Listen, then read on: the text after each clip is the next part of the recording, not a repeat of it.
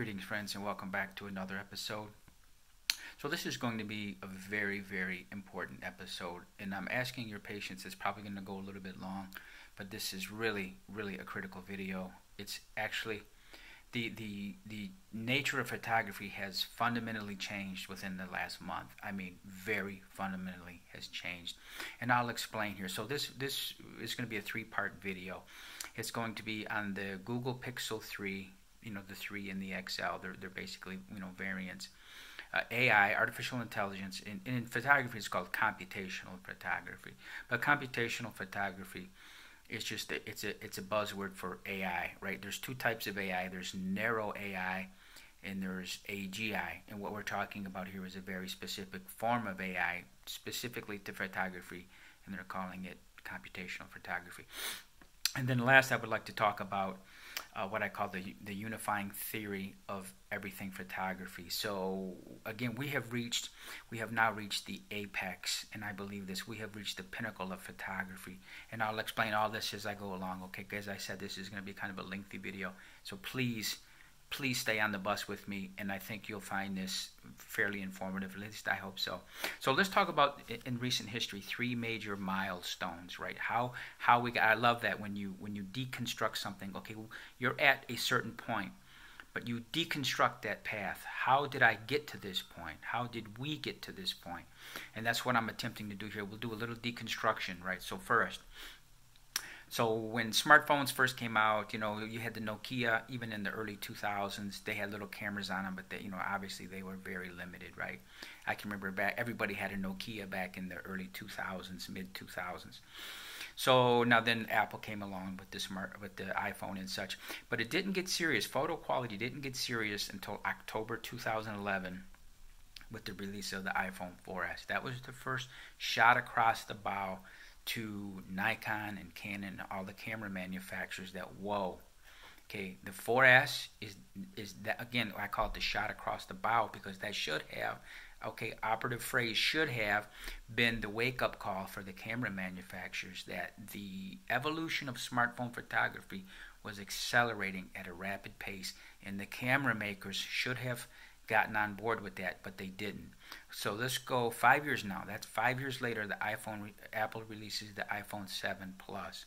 7 Plus had, again, now for 5 years we were generally at the level of the 4S. It was phenomenal photo quality, excellent photo quality, but the 7 Plus raised the stakes. September 2016 was the release date, and the 7 Plus's photos were just amazing.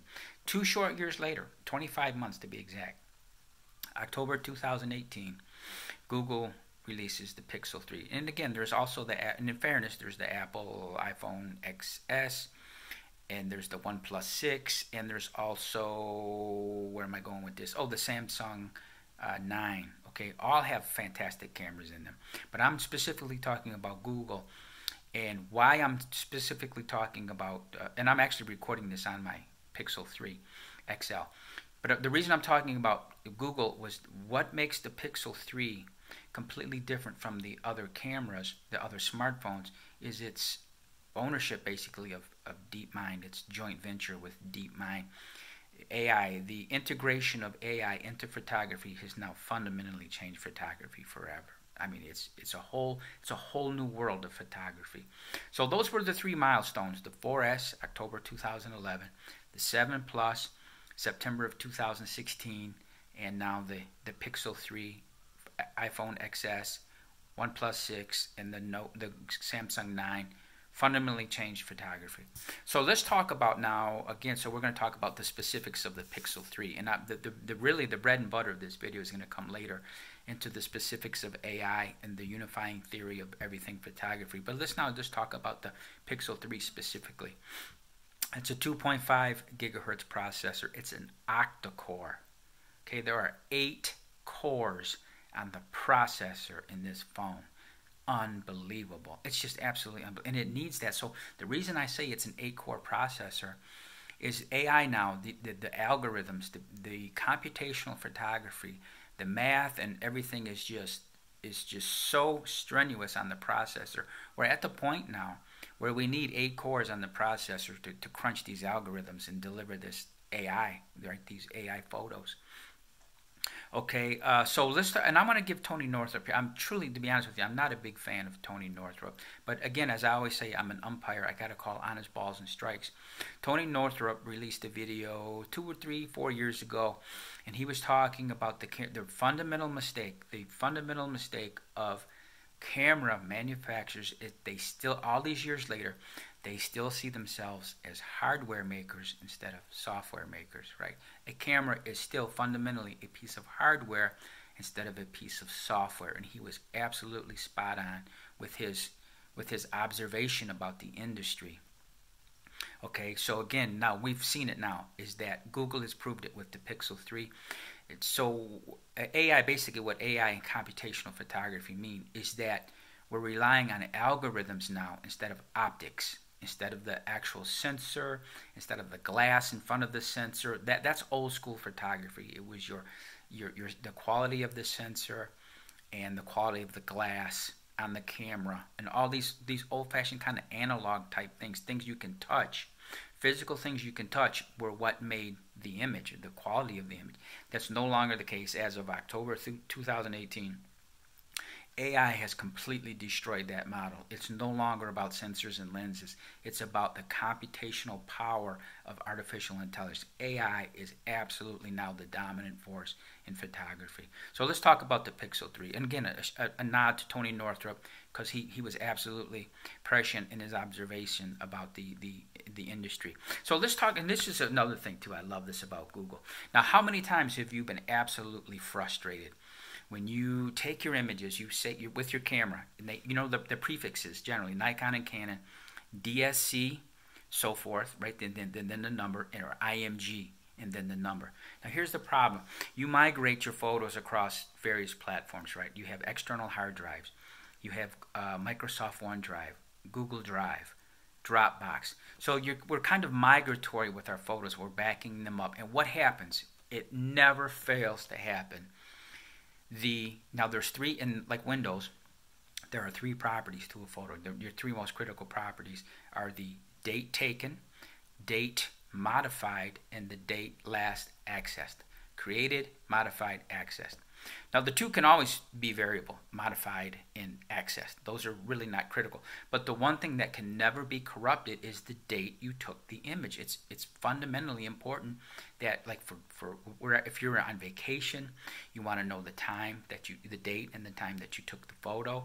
For various reasons, that's one thing that you absolutely want to retain, is the date that you took the photo and the time. Samsung years ago said, you know what?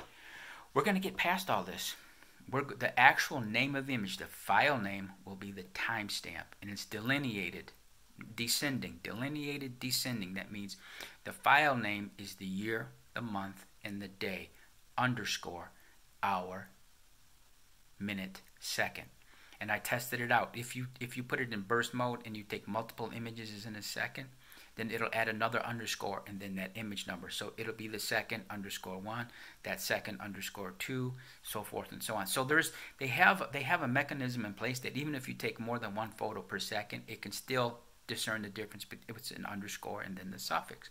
So my point is if when you migrate your images across all these various platforms, an external hard drive, USB drive, Dropbox, OneDrive, Google Drive, you'll never lose the date taken, because that's the actual file name. Now, how simple, we talk about this, kind of a branch of human factors engineering, right? How fundamentally important that is. Samsung got it years ago, smartphone. Google gets it now, smartphone. Yet Canon and Nikon still use this antiquated, ridiculous DSC and IMG prefix, and when you migrate these images, you lose your timestamp. And it's like, that has been screaming for a correction for years, and these knuckleheads at Canon and Nikon still can't figure that out. And you just want to bang your head on the wall and think, how can Samsung have addressed this 5 or 6 years ago and you still can't fix it? That's why, you're just beside yourself in disbelief that the camera manufacturers are so out of touch. I'm not even talking about AI right now. I'm talking about something that's so simple as to pull the current date and time, make the current date and time your image file name. I mean, it's just too easy. But anyways, that's where I'm giving props here to the Google and the Pixel 3. So we'll continue on here. There's some things here I'll cover under AI. So under the Pixel 3 also there's RAW support. The file extension is .dng, and it's an Adobe proprietary file. So if you have Creative Cloud and you want to open up the RAW, again, you can have JPEG only on your Pixel 3, or you can set up that there's RAW and JPEG. Just like remember when we had dual card slots in the camera, you could either do overflow, or you could send all your RAW to one folder and all your JPEG to one card, one SD card. Well, it's the same now. If you put the Pixel 3 on RAW plus JPEG, all your RAWs go to one certain folder and all your JPEGs go to a different folder. So Google is just so far ahead. It's just human factors engineering, common sense 101. Google gets it. It's just, I'm so impressed with the logical flow of what they've done. It just makes so much common sense. So again, there's your RAW support, and you can process the GNG files in Lightroom and Photoshop. Night photos. Now I'm not talking about, I'm going to get to the AI portion, the night sight. I'm not even talking about night sight right now. I'm talking about just using the regular camera at night. I went out last night and I just drove around and photographed neon signs and such. And without the AI enabled night sight, I'm just talking about straight images from the camera, they are absolutely gorgeous. There's no noise in these images, and these are at night. Try to get that from a standalone camera. You still can't get that. Now the standalone cameras have come close, but you're up at ISO. You're probably you're up in the many thousands of ISO before you can get right, and then you get image degradation. The smartphone makers have just beaten the living hell out of the camera manufacturers. It's unbelievable the gains they've made. And again, night photos without night sight are just tremendous. EXIF data. So this is another one.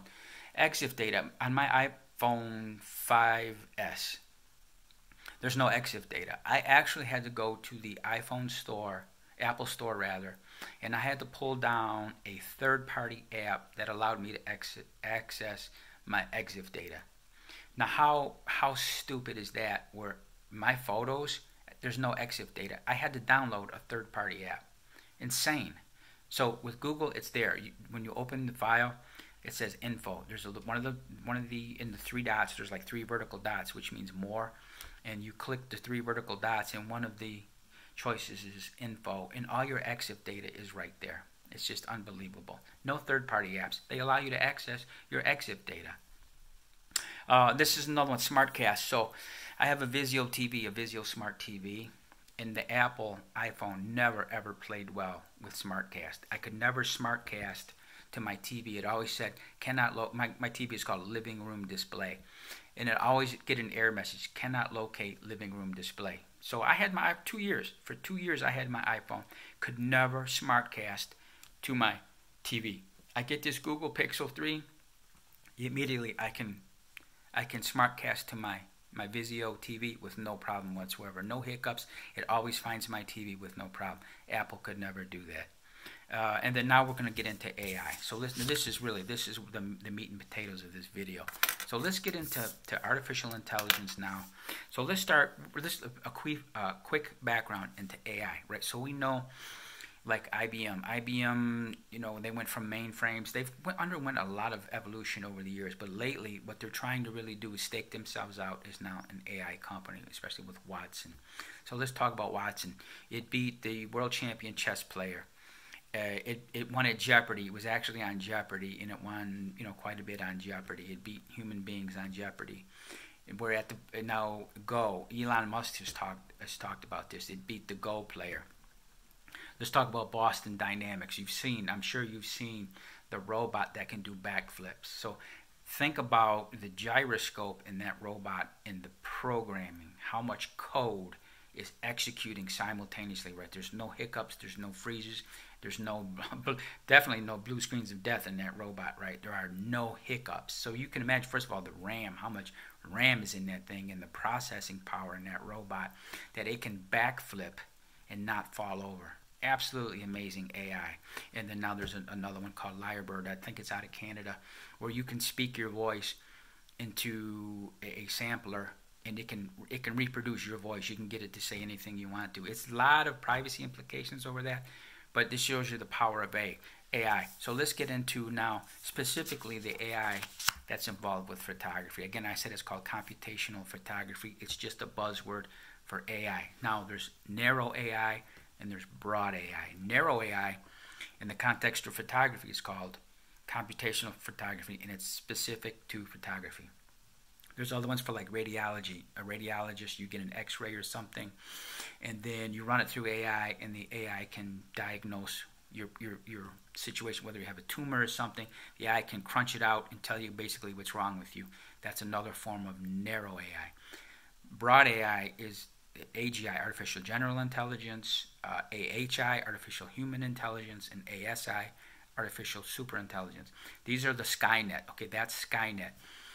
So, but that's a whole nother discussion. Really, I really don't want to go there. I have my feelings on it, but it's not pertinent to this video. Okay, so we're talking about narrow AI, not Skynet. We're talking narrow AI, and there's your computational photography. So let's talk about that. So now this is unlike other cameras, the Pixel 3, because this is brilliant.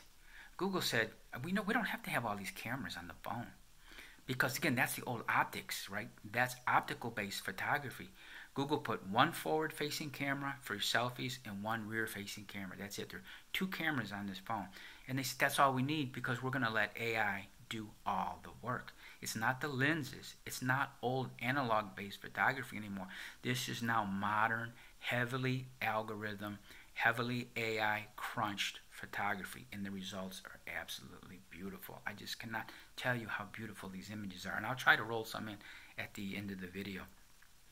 So we covered the bokeh. So what my point was is one of the features is called what is it? No, I don't think this. It's portrait. I'm sorry, portrait. So you put it on portrait. You take a photo of somebody. You get the standard. Photo. Then it also generates the second one where the background. Now your subject is in razor focus. And I went to Alamogordo, New Mexico recently. I just went on a drive and I photographed myself. Behind me was this old historic water tower there in Alamogordo, and it just hazed it out. It bokeh'd it out beautifully. It's just all fuzzy. I mean, again, it's not cheesy, horrible bokeh, right? It's just beautiful. It looks like it was shot with like a 1.4, 1.8 lens, and it's just tremendous AI. It's not optical based. It's AI based bokeh, and it looks absolutely amazing. Okay, so let's talk about so again, now the AI, I'm still on AI. The lens, Google lens, not the glass lens. I'm talking about Google lens. I was absolutely amazed. Now, that's why Google is so important, because Google, you have the Google car, you have Google Maps, and you have DeepMind, the AI portion of Google. They're all working harmoniously together. So I wanted to test Google lens, right? So I took a picture of a side of a building, and I said, let Google Lens resolve this. I swear to you, as God is my witness, I couldn't believe it. Google Lens returned the correct identity of the building. It showed me the front of the building and the name of the establishment. It was a child's. It was for pediatric dentistry. All I did was photograph the side of the building. There were no markings on it. It didn't say the XYZ pediatric dentistry clinic, right? So again, that would be too easy. It could just read the text. I took a picture of a side of a building, and Google Lens successfully resolved the image and told me what the building was. It showed me a photo of the front of the building. I was like, oh my God, this is absolutely phenomenal. AI. That's the power of AI. So let's talk about the algorithm. You might say it's too easy because it's based on Google Maps, the Google car, right, with the big tower on top with the multi-facing camera.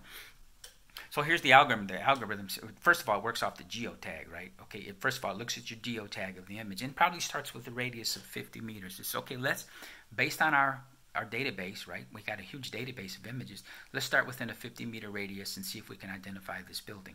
Okay, and if that doesn't work, let's go out on a radius of 100 meters based on the geotag. But my point is, even though if that's what it's doing, if it's kind of cheating and looking at the geotag and starting with different spheres of radius, right, concentric circles of radius from your geotag, it still resolved the building. It was able to tell me what building it was. And I was like, oh my God. That was a revelation to me. You know, you have these moments in history, and I mean this sincerely, and I'm not trying to be dramatic. You have these moments of epiphany where you're fundamentally shaken, right? And it's probably only a few times in your life are you really fundamentally moved. And this, when it resolved that, just based on a photo of a side of a building, I was like, oh my God. It's a whole new world. Now we're getting from narrow AI. This is actually the transition point from narrow AI to the Skynet type stuff. And again, I'm not here to talk about pro or cons of Skynet. I'm just saying when Google Lens was able to resolve that image, I knew that they had made the transition from narrow AI into artificial human intelligence, artificial general intelligence, artificial superintelligence. And that was the moment of epiphany. Because we had departed narrow AI, and now we're into the scary stuff, okay? So now let's talk about all these different features. I'll go into all the different features of and forgive me, it's kind of difficult because when you vlog, you're used to looking into the lens of the camera. And I'm looking at myself, and I'm going back and forth between myself and the lens. And it's hard to see the lens because it's a black background, right? So forgive me if my eyes keep transitioning between myself and the lens of the smartphone.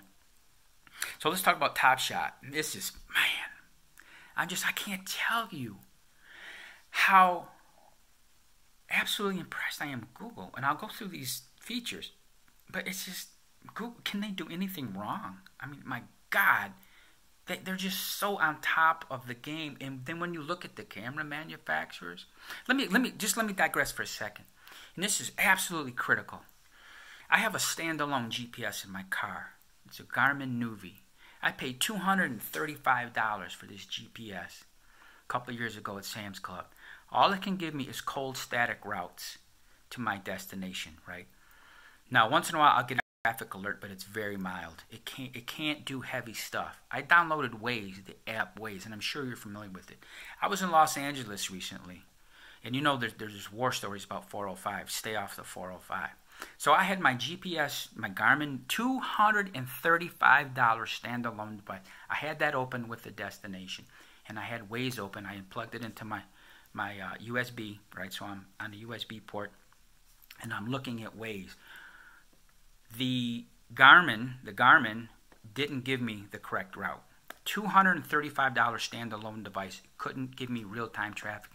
Waze, it took me away from the 405. As a matter of fact, I was in Hawthorne, and I believe it was toward the north Los Angeles, and it routed me completely away from it. It took me on side streets. It took me on some major boulevards. But my point was, Waze, a free app, was able to beat the living hell out of a $235 standalone device, whether it's the Garmin Nuvi, TomTom, or Magellan. A free app based on AI, because that's what makes Waze what it is. It's running on AI, and if multiple drivers have Waze and they all suddenly decelerate, that's going into a real feed into Waze's servers and their AI infrastructure. And it's saying, whoa, all these drivers are suddenly decelerating on the highway. There's no cameras. Nobody's looking at this with a camera. There's no human operators looking at all this sudden deceleration is going into an AI feed. The AI is smart enough to know, there's some type of obstruction. I don't know what it is, whether it's a crash or whatever's going on. I need to reroute traffic from this obstacle. Waze, a free app, just crushed a $235 device from Garmin. And this is what I'm getting at. It's directly analogous now to photography, is you have a Google smartphone that crushes Nikon and Canon and all the other manufacturers. Just crushes them. And when you think about it, who should have been at the forefront of this? It should have been Canon and Nikon and all the other manufacturers. But here's Google. Google comes along and completely redefines photography. Absolutely smashes the camera companies. And I'm going to get into the specifics here. Forgive that little digression. It's kind of a rant, really. But I'm just like, I'm just like, how can these major manufacturers be so dead asleep at the wheel? So let's talk about these features now. Top Shot. Top Shot is a burst. If you put the phone, there's motion off, motion auto, and motion on. If you have it, I think it's either motion auto or motion on. It basically, you put the camera in burst rate. It'll take 14 consecutive. You think it's only one image. You thought, when you press the capture button, you think you're taking one image, but you have actually captured 14 images. When you go to the review button, you hit the review.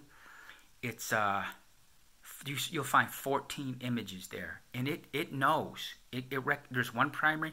It recommends a primary and an alternate. Out of the 14, it basically discards 12. It'll show you the 12, but it says the little slider will immediately move to the most recommended image, and it'll show you one alternate and 12 throwaways. Unbelievable. Absolutely unbelievable. Okay, so that's Top Shot. Night Sight, right now it's not available from Google. It's actually a third-party app, and I don't want to download it because I'm afraid I'll overheat the processor. You basically void your warranty if you overheat the processor. So I'm waiting for Google to release their own form of Night Sight, but it's super high ISO. So you can take a picture in a very, very dark setting, and this algorithm, again, is all based on AI. It reads the scene and it produces a tremendously clear picture as if it was taken in daylight, and it's taken in almost darkness. This is the power. Again, this is not optical based photography anymore. We're away from optical based photography. We're now into heavy AI based computational photography. Okay, so slow motion. I'm almost embarrassed to say it. We all know what slow motion video is for, right? I don't even need to go any further than that. We know what slow motion video is for. It's on this phone. It's on this Pixel 3. So if you want your money shot, you've got your money shot with the Pixel 3. No more. I'm not going to mention any more about that. Photospheres. Photosphere is kind of like panorama, and I've already tested both. There's a separate standalone panorama feature, and there's this photosphere. So what you do, it's almost VR based. So you take a picture and you move it, and you got to keep the right. It'll show you a blue dot, 2 dots. You keep one dot inside the other circle, then you stitch. It stitches. You do a 360, and what happens is the phone stitches all of the photos together and gives you a complete 360, almost like a super fisheye. It'll give you a 360 shot, and it's so easy. It's so intuitive to use. It's just ridiculous. But anyways, I just took a 360-degree photo. Tremendous. Okay, what camera can do that? You know what I mean? Photosphere, photo booth. So photo booth is cool, and you got to make a funny face or smile, and the camera will automatically capture. So like, say if I enable photo booth and I just look at a dead stare in the camera, it won't fire. It won't activate. But if I smile, it'll automatically capture the picture. If I make a goofy face, it'll automatically capture the picture and keep it. But again, it's just tremendous that the phone can recognize when you're either smiling or when you're making a goofy face, and it automatically captures the image for you. It's called photo booth. Playground is pretty cool. I was just playing around. Now this is basically for kids. It's not for adults. But it's got these animated like superheroes, Marvel or DC. And I was just experimenting with it. So I hit the Incredible Hulk, and I'm looking at myself. I'm doing a selfie, and it shows the Incredible Hulk coming up behind me. It looks like he's walking up behind me, and he's about to attack me. And it was just so freaking cool that this heavy AI, it's so advanced that it looked real. It looked like the Hulk was walking right up behind me. And I made this fake scary face, right? Because it looks like I'm interacting. I'm interacting with the Hulk. Again, it's just phenomenal, and it's called Playground. The next is called Super Res Zoom. It means Super Resolution Zoom. So here's the thing about now this is where AI really comes into play. So you talk about pixelation, right? When you zoom in on a photo, you can zoom, and then you start to see individual pixels, right? Because you've over zoomed, basically. I know that's not a word, but bear with me. You've over zoomed the image, and you're starting to see pixelation. Super Res Zoom, now again, it's finite. There's only so much you can zoom, but you zoom, and when normally, and again, this is why it's now competing with D850s and stuff, these 5DS, Canon 5DS, because that was the main competitive advantage of a high megapixel camera, was your ability to zoom and not pixelate, right? That's the hallmark of that big Fujifilm GF50 or whatever it's called, GF 100, right? These high megapixel cameras, you zoom and you don't lose clarity. You don't pixelate. Well, the AI is so advanced that when you zoom on the image, it doesn't pixelate, because it's the AI crunching all this phenomenal algorithm, and the photo remains clear. That's what I'm talking about. AI, all this optics-based photography, all that is now antiquated. It's been made antiquated. Excuse me, group selfie cam. So if you put it on the forward-facing camera, before, do you remember there were limitations about, right, getting everybody in the shot? The classic one from, do you remember when Ellen DeGeneres hosted the Oscars, and she had that, it was cool when she did the selfie. Remember when she did the selfie from the Oscars? Well, now the Google Pixel 3 there's a standard setting, but you swipe, if you take your finger and swipe, it becomes super wide angle, and you can get all kinds of people in the shot now. And it's a selfie, but it's called group selfie. And let's see. Oh, and it's also, so I was talking about the bokeh, right? Bokeh. It also exists not only on the portrait on the rear-facing camera, but it also exists on the front-facing camera. So if you take a selfie of yourself, you can throw out the background and you get that wonderful bokeh. Now that's AI. I'm using my little cheat note cards here to work from the. So I'm going to close out the video with what I consider the unifying theory of photography. So you remember a few years ago, I said this was the future of photography. We're past all those giant DSLRs, even the big mirrorless cameras with these huge lenses. To me, the technology had gotten to the point where this Panasonic Lumix LX100, the image quality from this camera is phenomenal. It really is.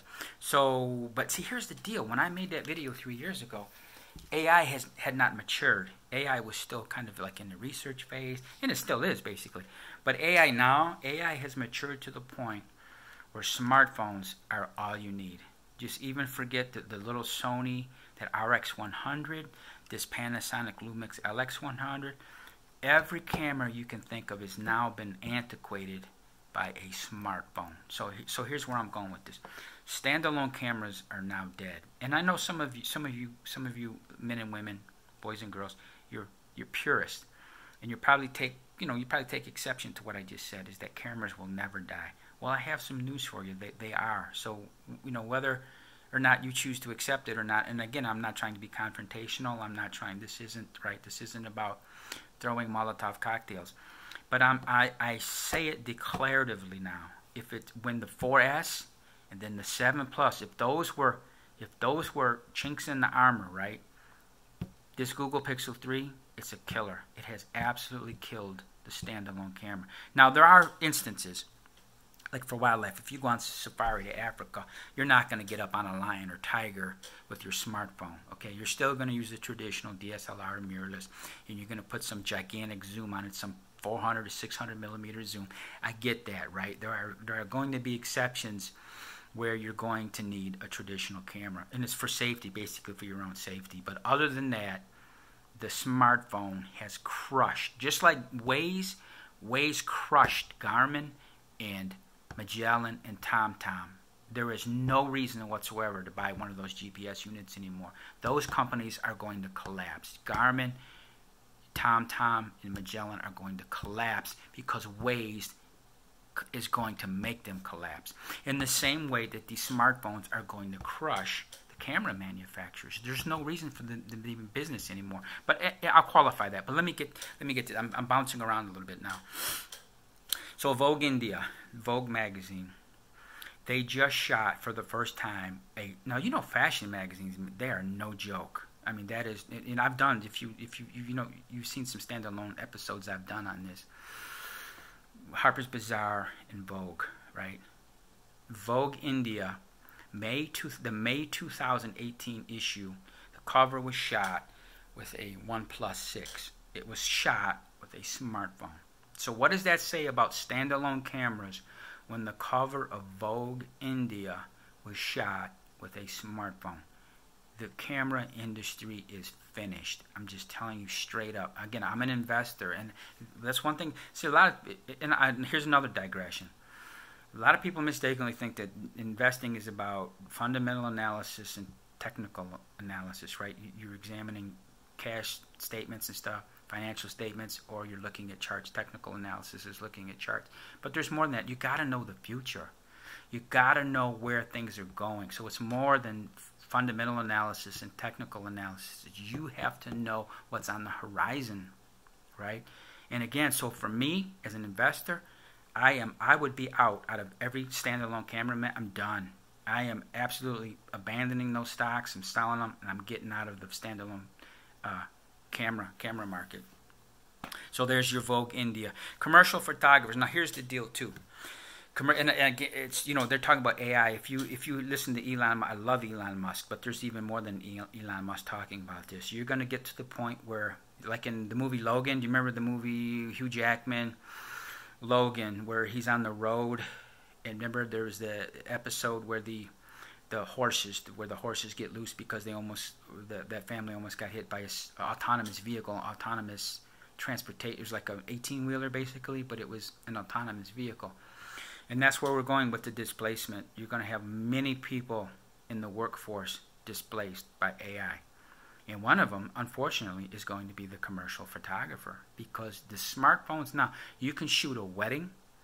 Again, with this night sight, even if you're in a dark reception hall, people are going to stop hiring professional photographers. If you want a portrait done, even real estate agents, a real estate agent wants a corporate headshot, it's at the point now all the person has to do is take a selfie. I mean, the photos are that good. So your portraits, there's going to be no more portrait photographers. There's going to be no more wedding photographers. You can photograph a wedding with your smartphone. Again, so we're going to see the displacement of many commercial photographers now, because smartphones are at the point you don't need a photographer with his $5,000 rig. You don't need it anymore. I talked about AI. So we're the camera manufacturers. So this is the good thing about the camera manufacturers. They're diversified, right? They just don't make cameras and lenses. Like they're into medical instruments like microscopes. They're into lithography. Nikon, for example. And this is why I'm giving Nikon props. You have all these high-end rifle scopes, because I'm a shooter. I've been a shooter for years, like Swarovski and Schmidt and Bender and Leupold. These are $1,000. These rifle scopes run in the thousands of dollars. Nikon came along with their P308. It's got a bullet drop compensator. It's only a few $100s. It's like $300 or $400 rifle scope, and it's absolutely a wonderful rifle scope. So there's still a place for Nikon to survive, and Canon, right? It's just they have to diversify. They're not going to make their money anymore with cameras and lenses. That's dead. That's a dead segment. They're going to have to go back and lean on their medical division. Again, and I said lithography, rifle scopes, binoculars, sporting goods, right? Laser rangefinders, printers. So they're going to have to compete with HP and Lexmark and Epson in the printer segment, in the printer market. And then scanners, like your Epson scanners, they might go there. But what I'm saying is they're going to have to diversify. All these other divisions that they have that are bringing in revenue, they're going to have to lean on those divisions, because the camera sector is dead. It's absolutely dead, and they better get on board with that quickly. Again, I talked about Google DeepMind.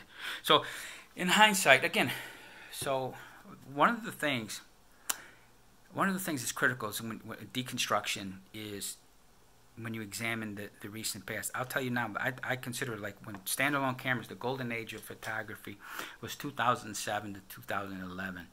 That's when the camera manufacturers, especially Nikon and Canon, the APS-C body, even full frame, you could get a camera for a decent price, and a lens was also decently priced. Nowadays, we're at the point now. This is why I'm so great. This is actually poetic. This is poetic justice, because Nikon and Canon, and the only reason they're surviving now is because we're at full employment. If this were 2008, I'm scrambled a little bit here, but bear with me. A contemporary body is $3,200 US for a full frame body, right? Especially when you get into the higher megapixels. The lens like Nikon's 58 nocturnal, it's a 58 nocturnal, and they're 105. 1.4. These lenses are $2,200 a piece, and that's what you need to resolve that level of detail on that sensor. So between the camera and the lens, we're at $5,400 to go out and take pictures on the weekend. Whereas 10 years ago, you got good image quality. The body was $400 to $500 and the lens was $200. We never used that 18 through 55 kit, right? That 18 through 55 kit was garbage. So we went out and bought a 35 1.8 or we bought a 50 1.8. Either lens was $200. But you put that lens on your $500 body, you had an incredible package for $700. It was an awesome.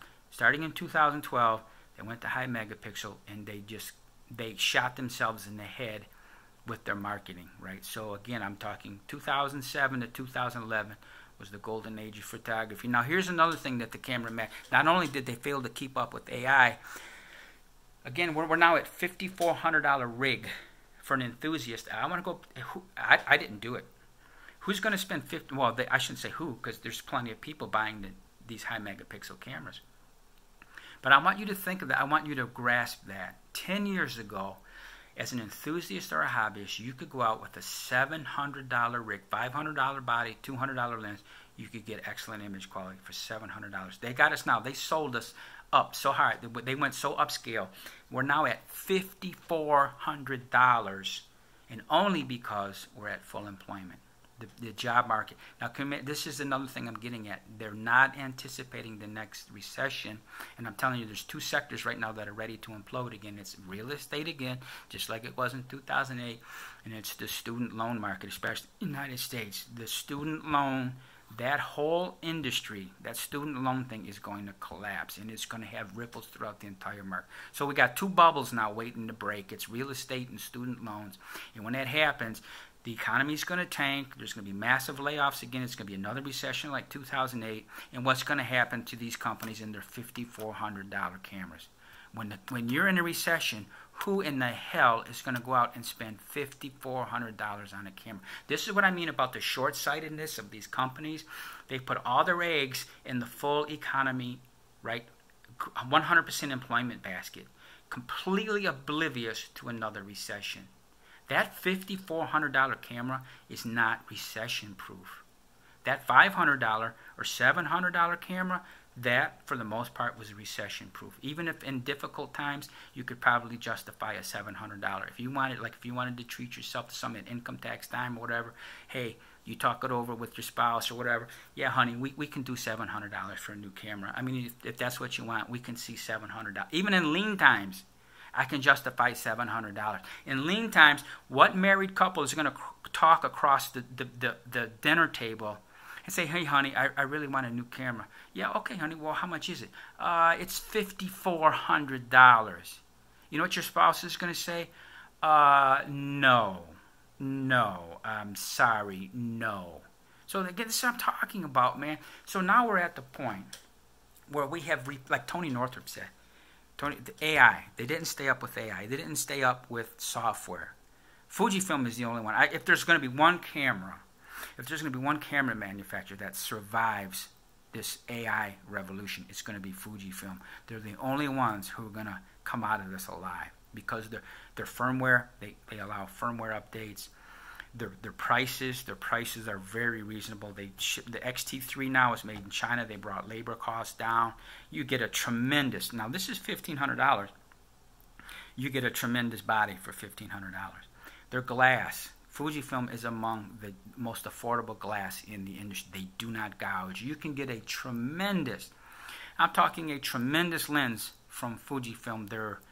Is it 16 or 18 through 55? It's the 2.8 through 4, and I have it on my XT1. Tremendous hunk of glass, $700. Not $2,000, it's $700. So even if you wanted to go standalone, and you went Fuji XT3 with that 16 through 55 or 18 through 55 for another $700, you're looking at a $2,200 package. But again, it's an APS-C size sensor. So again, so that's what I'm trying, and I know I'm kind of going really wide here. I know that. But what I'm saying is if there's one manufacturer that's going to come out of this, still making cameras at the end of the day, it's going to be Fujifilm, and all the rest they're just going to go completely under. Apple, Samsung, and now Google are going to crush these cameramen. It's like Waze. Like I told you, Waze has absolutely crushed TomTom, Magellan, and Garmin. It's done. They're done. These 3 companies are finished. Who in the hell, as an investor, I see this Waze app. How in the hell can I put any money into Garmin, TomTom, or Magellan after I see the power of Waze and it's AI based, the power of AI? My money's coming out of those 3 companies, just as my money would be coming out of all the camera manufacturers. So hello again, friends, and I wanted to apologize that I can't roll in any photos at the end of this video. And I know toward the end there it went into kind of a rant, and I do apologize, but I'm just kind of blown away by this whole new AI experience. It's just incredible. But anyway, so I tried to roll in many images. I took a lot of images both in daylight and at night, and I'm using this mobile app. It's called Video Shop, and I've had good luck with it in the past. If you see my Marilyn Monroe video when I was there at Doheny Drive in West Hollywood, I didn't have a problem with Video Shop. But for some reason, I thought it was also raw. I thought I was maybe mistakenly attaching raw images, importing them into the video.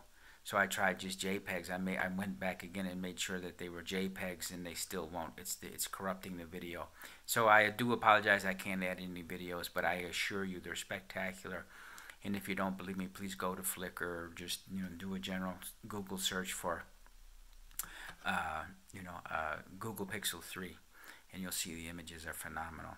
So again, one thing I forgot, I did touch on it very briefly about the power of Google and why I'm recommending Google far more than the iPhone or the Huawei 20 or the Plus One 6 or OnePlus 6 rather, and the some of the other phone manufacturers is. It's the holistic system, right? It's an ecosystem of Google. So what happens is with the Google, you have the ecosystem of the Google Pixel 3 phone and its phenomenal camera. You have the Google car, the Google Maps car that drives around and photographs, so many different things, and it stores those images in its database, plus the power of DeepMind, the AI. So when you add all these different Google assets up, it becomes holistic. They all merge together to form this incredibly powerful platform, and you can't get that. Now Apple is close. I'll give Apple credit; they're getting close with that. But OnePlus and Huawei, or however it's pronounced, and that they just can't. There's the ecosystem is not in place. So again, I wanted to just apologize for not being able to roll in the images at the end of this video. Okay. Thank you.